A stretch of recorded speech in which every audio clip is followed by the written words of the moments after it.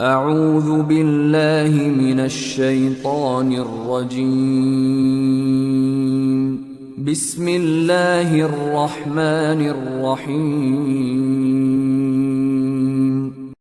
وهو الذي أنشأ جنات معروشات وغير معروشات والنخل والزرع مختلفا أكله والزيتون والرمان متشابها وغير متشابه كلوا من ثمره